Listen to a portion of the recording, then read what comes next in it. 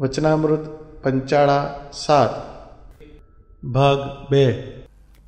અને જો ભગવાનને આકાર ન હોય તો જ્યારે આત્યંતિક પ્રલય હતો ત્યારે શ્રુતિએ એમ કહ્યું જે સ ઈક્ષત કહેતા તે ભગવાન જે તે જોતા હવા ત્યારે જો જોયું તો એ ભગવાનનું નેત્ર શ્રોત્રાદિક અવયવે સહિત સાકાર એવું દિવ્ય સ્વરૂપ હતું. અને વળી એમ પણ કહ્યું છે જે પુરુષેણાત્મભૂતેન વીર્યમાધત્ત વીર્યવાન. એવી રીતે પુરુષ રૂપે થઈને એ પુરુષોત્તમ તેણે માયાને વિશે વીર્યને ધારણ કર્યો ત્યારે એ ભગવાન પ્રથમ સાકાર હતા. અને એ જે પુરુષોત્તમ નારાયણ તે કોઈ કાર્યને અર્થે પુરુષ રૂપે થાય છે ત્યારે એ પુરુષ છે તે પુરુષોત્તમના પ્રકાશમાં લીન થઈ જાય છે ને પુરુષોત્તમ જ રહે છે. તેમજ માયા રૂપે થાય છે ત્યારે માયા પણ પુરુષોત્તમના તેજમાં લીન થઈ જાય છે ને તે રૂપે ભગવાન જ રહે છે. અને પછી એ ભગવાન મહત્તત્વ રૂપે થાય છે ને તેમજ મહત્તત્વમાંથી થયા જે બીજા તત્વ તે રૂપે થાય છે. અને પછી તે તત્વનું કાર્ય જે વિરાટ તે રૂપે થાય છે તથા તે વિરાટ પુરુષથી થયા જે બ્રહ્માદિક તે રૂપે થાય છે તથા નારદ સનકાદિક રૂપે થાય છે. એવી રીતે અનેક પ્રકારના કાર્યને અર્થે જેને જેને વિશે એ પુરુષોત્તમ ભગવાનનો પ્રવેશ થાય છે તેને તેને પોતાના પ્રકાશે કરીને લીન કરી નાખીને પોતે જ તે રૂપે કરીને સર્વોત્કર્ષપણે વિરાજમાન થકા રહે છે. અને જેને વિશે પોતે વિરાજમાન રહે છે તેના પ્રકાશને પોતે ઢાંકીને પોતાનો પ્રકાશ પ્રગટ કરે છે. જેમ અગ્નિ લોઢાને વિશે આવે છે ત્યારે લોઢાનો જે શીતળ ગુણ ને કાળો વર્ણ તેને ટાળીને પોતે પોતાના ગુણને પ્રકાશ કરે છે. તથા જેમ સૂર્ય ઉદય થાય છે ત્યારે તેના પ્રકાશમાં સર્વે તારા ચંદ્રમાદિકના તેજ લીન થઈ જાય છે ને એક સૂર્યનો જ પ્રકાશ રહે છે. તેમ એ ભગવાન જેને જેને વિશે આવે છે ત્યારે તેના તેજનો પરાભવ કરીને પોતાના પ્રકાશને અધિકપણે જણાવે છે. અને જે કાર્યને અર્થે પોતે જેમાં પ્રવેશ કર્યો હતો તે કાર્ય કરી રહ્યા કેડે તેમાંથી પોતે નોખા નિસરી જાય છે ત્યારે તો તે પંડે જેવો હોય તેવો રહે છે, અને તેમાં જે અધિક દૈવત જણાતું હતું તે તો પુરુષોત્તમ ભગવાનનું હતું એમ જાણવું.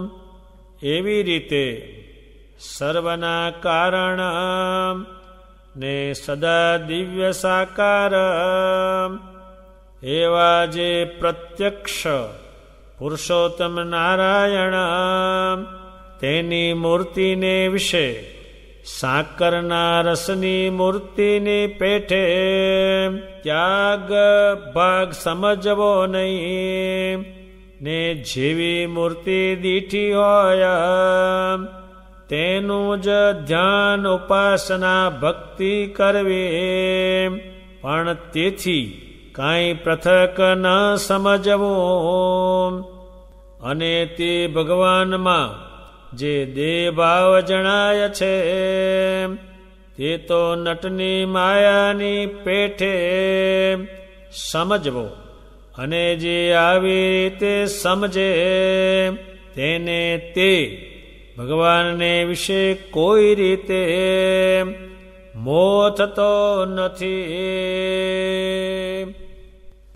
સ્વામિનારાયણ ભગવાને પોતાના સાકાર સ્વરૂપની વાત સમજાવી. હવે પોતે પોતાનો પ્રવેશ કેવી રીતે થાય એ હવે સમજાવે છે. ત્યારે અનંત કોટી બ્રહ્માંડમાં જે દેવો છે, ઈશ્વરો છે, એ બધા પુરુષ કહેવાય છે. જેટલા ભજન કરનારાઓ થયા એ પુરુષ કહેવાય છે. અને સ્વામિનારાયણ ભગવાન છે એ પુરુષોત્તમ કહેવાય છે. બીજી ભાષામાં આત્મા અને પરમાત્મા, ભગત અને ભગવાન, કોઈ પણ આત્માથી કંઈ પણ બની શકતું નથી. એમાં ભગવાન પ્રવેશ કરે તો જ થઈ શકે. જેમ આપણા શરીરની અંદર આત્માનો પ્રવેશ છે તો આખું શરીર ચાલે છે, અને એક જ એ નીકળી જાય તો આખું શરીર બંધ પડી જાય. એમ આત્માની અંદર જ્યારે પરમેશ્વરને ભેળવે છે અથવા ભળે છે ત્યારે જ એ કામ કરી શકે છે. અક્ષરધામમાં પણ મુક્તો છે, એ મુક્તો છે એ સેવટ પુરુષ કહેવાય છે, અને શ્રી મહારાજ પુરુષોત્તમ કહેવાય છે. એટલે ભગવાન સ્વામિનારાયણ પોતાનું પુરુષોત્તમપણું એ કેવી રીતે પ્રવેશ થાય, એમણે તો ઠેઠ અક્ષરધામમાંથી પ્રવેશની વાત સમજાવી, પણ એ બધાને બેસેની સમજમાં ન આવે, ભાષાની સમજમાં ન આવે. ભગવાન સ્વામિનારાયણ કહે છે જે પુરુષોમાં, જે આ દેવતાઓ છે એમાં પુરુષોત્તમ પ્રવેશ કરે. પ્રવેશ કેમ કરે? એ અખંડ ભજન કરે છે એટલે એમાં પ્રવેશ કરે છે. એના આત્મામાં લાવે છે, સ્મરણ કરે છે, ચિંતન કરે છે, ધ્યાન કરે છે, એના માટે સર્વ પ્રકારનો ત્યાગ કરે છે, ત્યારે એના આત્માની અંદર આવે છે. આ દેવતાઓ છે ભજન કેમ કરે છે? તો કે એના વગરનો કશો મેળ પડતો નથી, એટલે ભજન કરવું જ પડે. એમ ભગવાન સ્વામિનારાયણ જે છે એ પ્રવેશ કરે ત્યારે જ થાય. હવે એ તો કહેતા કહેતા ઠેઠ નીચે આવશે. અને ભગવાન સ્વામિનારાયણે એ પોતે સમજાવે છે કે આ માયા જે છે, આ વસ્તુ બધી છે, જ્યારે એમાં એ પ્રવેશ કરે ત્યારે માયા દેખાતી બંધ થઈ જાય. એમાં પ્રવેશ કરે, કાં તો જે કરવું હોય તે કરે. જે વસ્તુ આ બ્રહ્માંડમાં આ માયા કંઈ કરી શકે નહીં, અને કોઈ કે કહ્યું હોય એ બંધ બેસે એવું એ અસત્ય છે. અસત્ય વાતો ધર્મને નામે બહુ કહેવાની છે. સ્વામિનારાયણ ભગવાને જ્યાં જ્યાં યજ્ઞો કર્યા ત્યાં બધાને છૂટ આપી છે. જેટલું વપરાય એટલું વાપરો, ખવાય એટલું ખાઓ, લઈ જાઓ એટલું લઈ જાઓ, ઢોળવું એટલું ઢોળો. એ મારું ખૂટે એમ નથી. એ માયા પણ પુરુષોત્તમના રૂપ થઈ ગઈ. જ્યારે જ્યારે સંતોને કંઈ મોટા મોટા સમયા ઉત્સવ કરે ત્યારે ચિંતા થાય કે આટલા બધા માણસ આ શેમાં જમશે. ત્યારે માયામાં પણ ભગવાને પ્રવેશ કર્યો છે. દુનિયામાં એ બની શકેલું નથી, એ તો ખાલી વાતો છે. એ માયા પણ પુરુષોત્તમના રૂપ થઈ ગયેલી છે.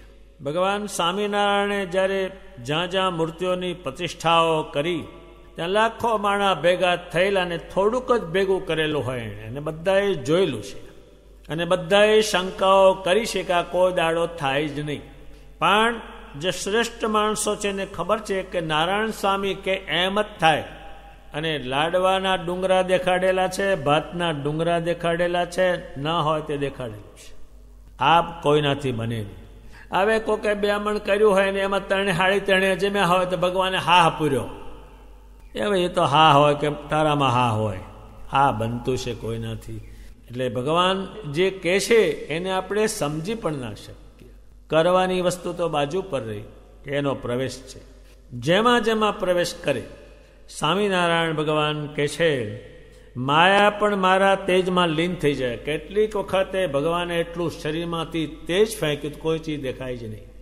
એટલું તેજ ફેંક્યું. હવે ક્યાંથી પેદા કર્યું, ક્યાંથી શરીરમાંથી આવ્યું, કેમ એ બન્યું, પણ એને દેખાડ્યું ત્યારે કંઈ દેખાતું નથી. એમને કોઈક વખત કાગળ લખાવવા માટે અંગૂઠામાંથી તેજ કાઢે તોય પણ એટલું કાઢે. એ સુખ સ્વામી કે ભગવાન મને આંખે દેખાતું પણ નથી, ઓછું કરી નાખો આવજો. એ ક્યાંથી નીકળ્યું? એ પુરુષોત્તમ હોવાને કારણે નીકળ્યું. એ કોઈ દાડો નીકળીને કોઈના અંગૂઠામાં તેજ શું નીકળતું હતું? એને સસમા ચડાવે ત્યારે હેડે તેજ શાનું નીકળતું હતું કોઈનામાં? અને જે કંઈ વાત કોઈના ઉપર કહેવાની હોય તે સત્ય છે કેમ એનું સંશોધન કરેલું છે. ત્યાં ખોટું છે, આમાં સંશોધન કરવાનું જ નહીં. અત્યારે આ સૂર્યનારાયણ ચાલે છે, એમાં કોઈને સંશોધન કરવાનું નહીં કે ભાઈ લાકડા નાખવાના, ઓઇલ નાખવાનું, તેલ નાખવાનું, કશું નહીં. અને આપણે કંઈ ઠચમત ચાલતું હોય તો કેટલું કરવું પડે તારે આ હેડે તારે. જેમાં જેમાં તમને દૈવત દેખાય, જે કંઈ કામ કરી શકે તો એનામાં પરમેશ્વરનો યોગ ઉતરેલો છે.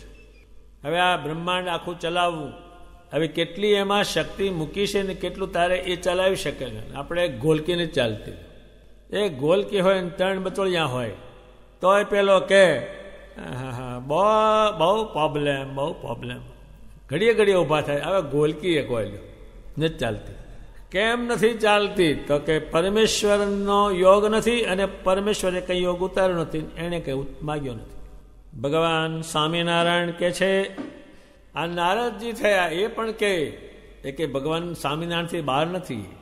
એમણે ભજન કર્યું તો એમાં ભજન કર્યું, એમને રાખ્યા તો એમાં એ યોગ ઉતાર્યો.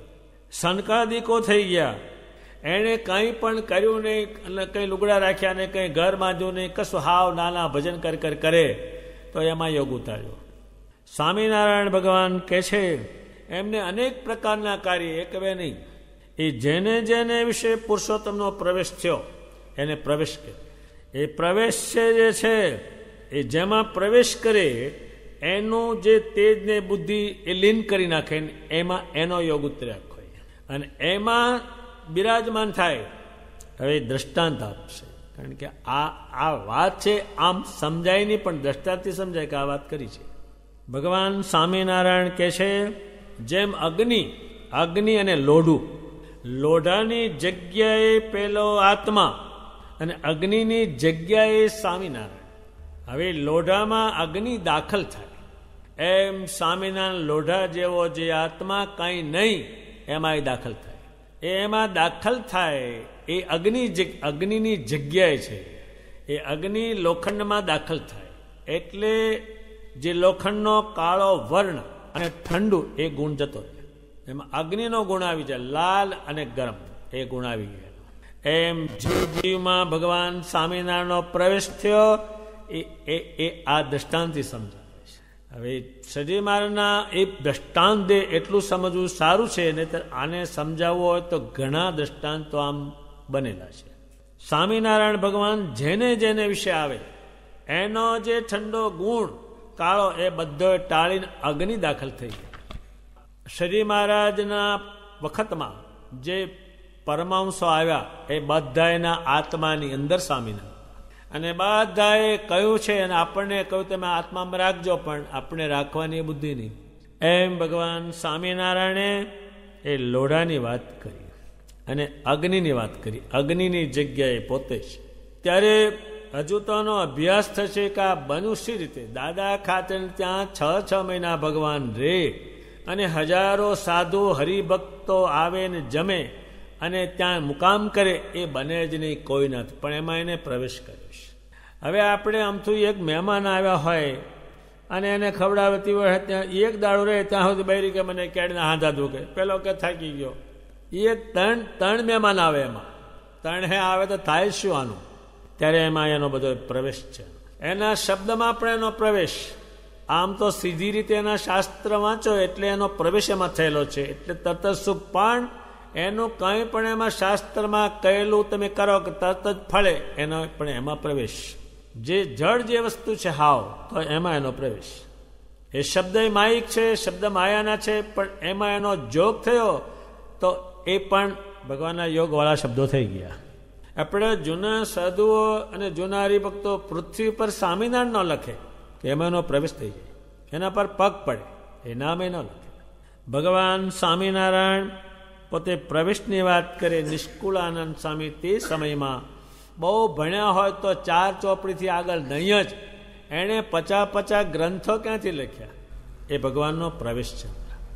દુનિયામાં આટલું પુરુષોત્તમ નારાયણ ઉપર ક્યાંય લખાણેલું નહીં, અને લખાય પણ નહીં, અને એટલું થાય પણ નહીં. હજારો પદની રચના એણે કરી ક્યાંથી? એ શબ્દો ક્યાંથી લાવ્યા? એક એના એક કીર્તન તમે વાંચો અને એના અર્થ કરો તો એક નાની ચોપડી બની જાય, એટલું તેના એક કીર્તનમાં છે. એટલે એની 1000 ચોપડીઓ બને. એ લખાણો ક્યાંથી? ત્યારે એમાં ભગવાન સ્વામિનારાયણનો પ્રવેશ થયેલો છે. એક સાધુ કહે છે કે ભગવાન મારે નીમ રાખવું છે ચોમાસાનું. શું રાખવું છે? કે મારે 4 મહિના સુધી ઊંઘવું નહીં. હવે આ નીમ હતું. આપણે શું 4 મહિને બોરીઓ ફાંકવો, કાં તો બટાકા બાફા, આ નીમ 4 મહિનાના. કાં તો દાણા ને પારણા, એ 2 વખતનું ભેગું ખાઈ લે એટલે દાણું ને પારણું ભેગું થઈ ગયું. હવે 4 મહિના ઊંઘવું નહીં, એ નીમ બધા એમાં ભગવાન એમાં પ્રવેશ થયેલા છે. સદીમાના વખતમાં જ્યારે ભગવાનને કંઈ કામ કરાવવું હોય કે તું જા કામ કરી આય, તો એ દિવાલ હારવો જાય, એને દિવાલ નડે નહીં, ગમે તેમ પડે, પણ એનો એમાં પ્રવેશ છે. ત્યારે ભગવાન સ્વામિનારાયણે એ પ્રવેશની વાત કરી છે. હવે એ સાધુ જ્યાં બેસે એનું રૂડું થાય, જેના પર નજર મૂકે એની અંદર પરમેશ્વરનો પ્રવેશ હતો. એટલે આમ નજર મૂકે ને ભગત થાય. એક બાઈ હતી જે સત્સંગી નહોતી, એનો ધણી સત્સંગ. હવે સાધુ ગામમાં આવ્યા એટલે જોડી માગવા જવાના ઘેરે ઘેરે. ત્યારે પેલા હરિભગત કહે છે સ્વામી અત્યારે જતા નહીં, હું આવ્યા પછી તમે માગવા જજો. એટલે આને લોટ બાઈએ દળેલો એ લઈને સંતો પાસે ગયા, તમે રસોઈ બનાવી. પણ રસ્તામાં બન્યું શું? બાઈ એની પાછળ દોડી અને કેડિયાની ચાળ પકડી, એટલે કેડિયું તૂટી ગયું. લોટ પેલો ભગત લઈને મંદિરમાં ગયો. સ્વામીને વાત કરી કે લોટ તો લાવ્યો પણ આ કેડિયું તૂટી ગયું, જોવો કે. ત્યારે સ્વામીએ શું કીધું કે તારે એવા કૂતરા હોય તો લાકડી રાખીએ ને. કે સ્વામી કૂતરુંને ઘરનું માણા એવું છે કે કંઈ વાંધો નહીં.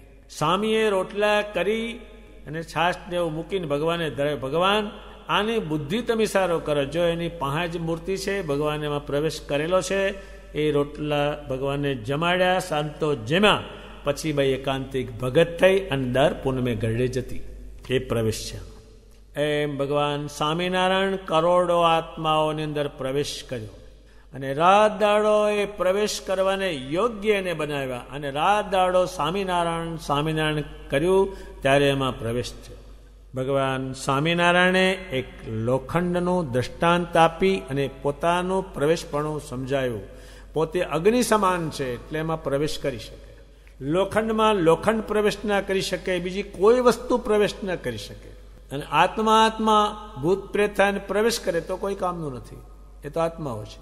ત્યારે ભગવાન સ્વામિનારાયણે પ્રવેશની વાત એને લોખંડના દ્રષ્ટાંતથી પૂરી સમજમાં આવે એટલે એમણે સમજાવેલી છે.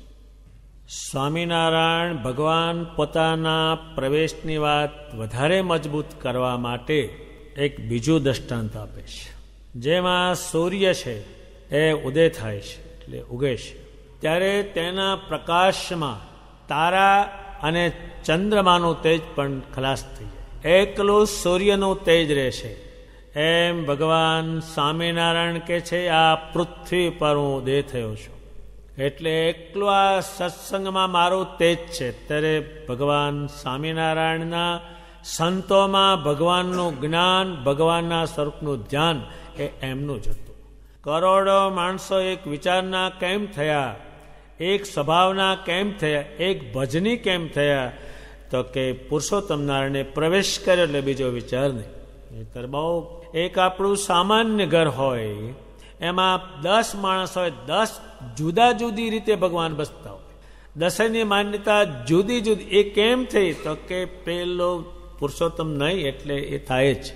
એનું બધાનું તેજ ઢાંકી દેલું, કપાળમાં ભગવાનને બતાવેલું ચિહ્ન એ એમનું બતાવેલું નહીં. એટલે આ સંપ્રદાયમાં કોઈ પણ આત્માનું બતાવેલું નહીં, એ બતાવેલું છે પુરુષોત્તમ નારાયણનું, એમાં એનું તેજ છે. તમે જો બરાબર એની કયા પ્રમાણે ભજન કરીને એનું નિશાન તિલક કરો તો ગમે ત્યાં તમે જાઓ એ જય થઈ જાય. ત્યારે ભગવાન સ્વામિનારાયણ જે છે એનું તેજ આ સંપ્રદાયમાં છે, બીજા કોઈનું નહીં. અત્યારે આપણા ધર્મ ધુરંધર આચાર્ય મહારાજ શ્રીમાના વખતમાં અયોધ્યા પ્રસાદજી મહારાજ અને રઘુવીરજી મહારાજ જ્યાં જતા ત્યાં લાખો લોકો ખેંચાઈ જતા. એનું કારણ શું હતું? એનું કારણ હતું ભગવાનનો પ્રવેશ છે. સંતો જ્યાં જાય, રાજા મહારાજાઓ જે અંજાઈ જતા, એનું કારણ શું હતું? કે ભગવાનનો પ્રવેશ છે. ઘણા મોટા મોટા રાજા મહારાજે કોઈ આ ગોપાળાનંદ સ્વામી જેવું આ બ્રહ્માંડમાં કોઈ ભજન કરનાર નથી, એવું માનનાર કોઈ નથી. એ શેને કારણે કહ્યું કે એમાં ભગવાનનો પ્રવેશ છે. અને એ જ્યારે પગ મૂકે પૃથ્વી ઉપર ત્યારે સ્વામિનારાયણ કરીને પગ મૂકતા, એમ તો ચાલતા જ નહીં. એ તો કે ઢોર જેવું કહેવાય. એની વૃત્તિ ચાલે તો એ સ્વામિનારાયણના આકારને જોઈને ચાલતી. મુક્તાનંદ સ્વામીની જ્યાં નજર જાય ત્યાં સ્વામિનારાયણ જોતા. પર્વતભાઈ જેવા ગ્રસ્ત હતા, શ્રેષ્ઠ પણ એના યોગને પામ્યા હતા, તો જ્યાં એમની નજર જાય ત્યાં સ્વામિનારાયણ જોતા. એમ તો હજારો માણસો જોતા. આ સંપ્રદાયમાં સ્વામિનારાયણનું તેજ જ ફરે છે, એની જ બધી વસ્તુ બતાવેલી છે. ત્યારે બધાનું તેજ એને ઢાંકી દઈ અને પોતે એનામાં પ્રવેશ કર્યો. પ્રવેશ તો એણે કેટલાયમાં પ્રવેશ કયો છે, એનો તો કંઈ પાર નથી, એટલો એમણે કર્યો છે. એમાંનો પ્રવેશ છે.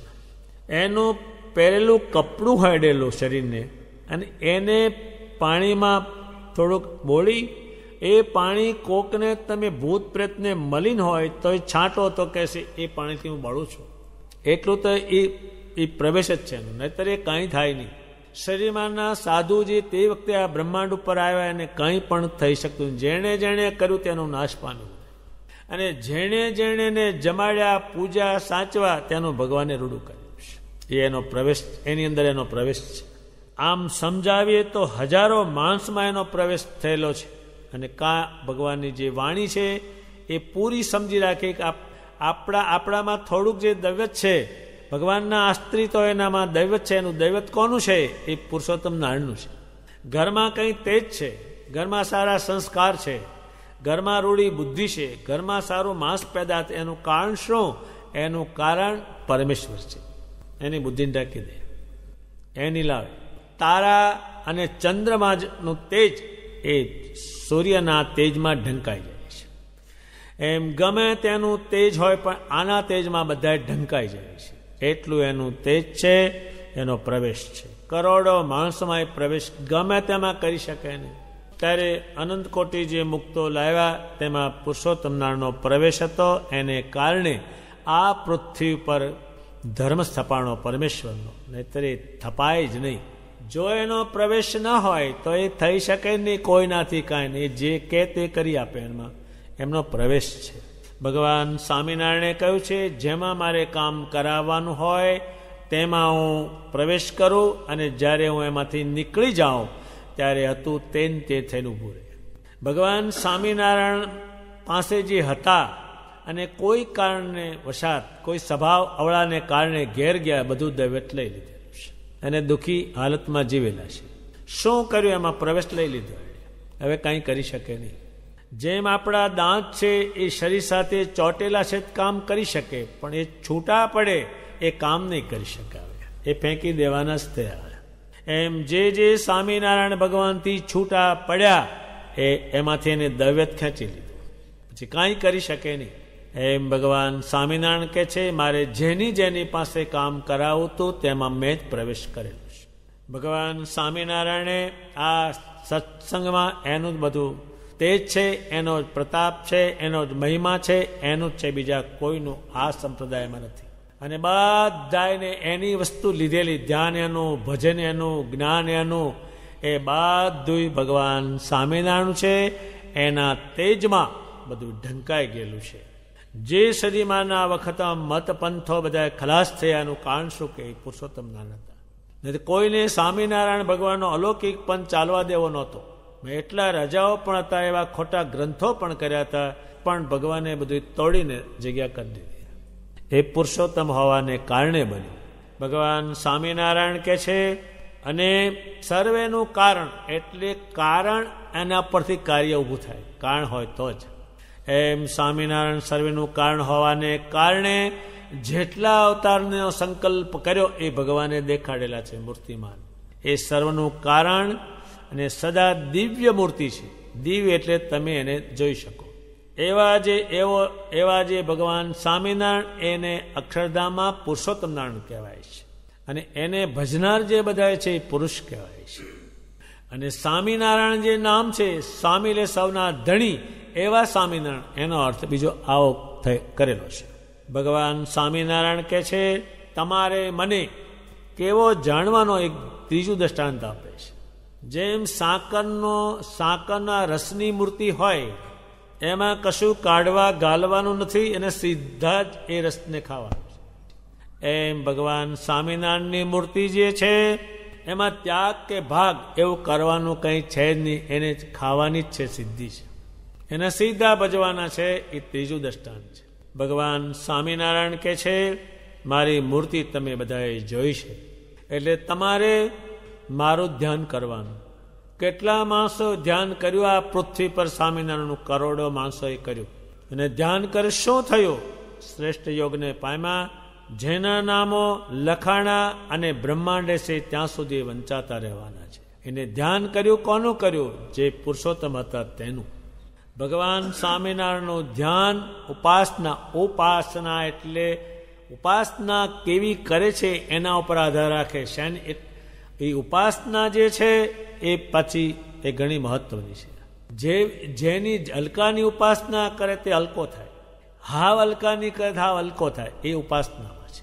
જેમ હલકા માણસની સાથે રહે એ હલકો થાય, એ કંઈ ભારે થઈ શકે નહીં. પણ શ્રેષ્ઠ માણસો જોડે રહે તો એ શ્રેષ્ઠ બને.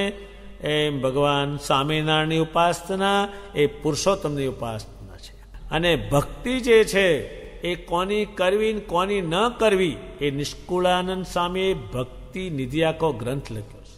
એટલે સ્વામિનારાયણની ભક્તિના 9 અંગ છે, એમાંથી બીજા 9 છે એટલે 81 અંગો થાય છે.